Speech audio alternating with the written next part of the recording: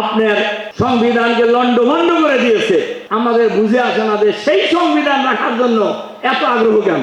ফেজিবাদের বিচার ছাড়াই এত তাড়াতাড়ি আপনারা এখনই নির্বাচন, জনগণ যদি কাউকে ভোট দেয় তারা তো এমনি ক্ষমতায় যাবে না। আমরা চাই জনগণ যাকে ভোট দেবে তিনি ক্ষমতায় আসবেন, তবে একটি নির্বাচনী ব্যবস্থার একটা পার্মানেন্ট একটা সলিউশন হওয়া দরকার। জনগণ ভোটাধিকার নিশ্চিতভাবে প্রয়োগ করতে পারে।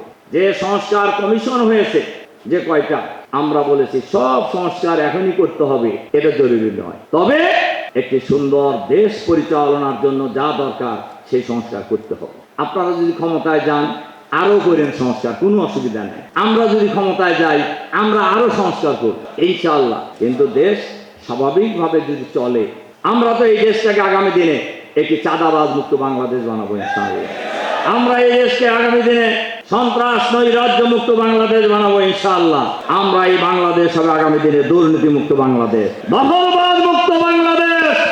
আগামী দিনের বাংলাদেশ হবে একটি সুখী সমৃদ্ধশালী আধুনিক মানবিক ইসলামের কল্যাণের বাংলাদেশ ইনশাআল্লাহ। যে দেশ, যে বাংলাদেশের 18 কোটি মানুষ চাই কিন্তু দুর্নীতির পক্ষে কোনো মানুষ আছে বলেন তো? আছে, আছে। যারা এই কাম করে তারা আছে। চাঁদাবাজির পক্ষে কেউ আছে? আছে। যারা এই কাম করে তারা আছে, তবে এদের সংখ্যা কত? খুবই কম, খুবই কম, খুবই কম। তাই বলে কি এই গুটি কয়েক লোকের অপকর্মের কারণে বাংলাদেশের 18 কোটি মানুষের শান্তি আমরা বিনষ্ট হতে দিতে পারি না।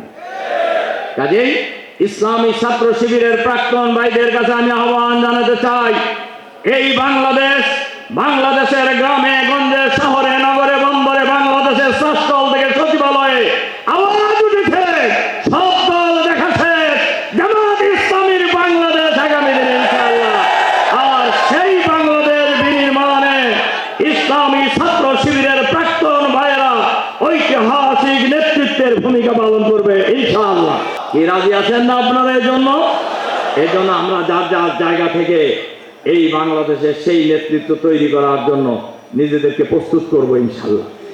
আল্লাহ তাআলা আমাদেরকে সেই তৌফিক দান করুন। আগামী দিনের বাংলাদেশ, বিশেষ করে বগুড়ার যে 7টা আসনের প্রার্থীর নাম ঘোষণা করা হয়েছে, আপনারা শুনেছেন, এই আসনগুলিতে আমরা বিজয়ী হওয়ার জন্য লড়াই করবো ইনশাআল্লাহ।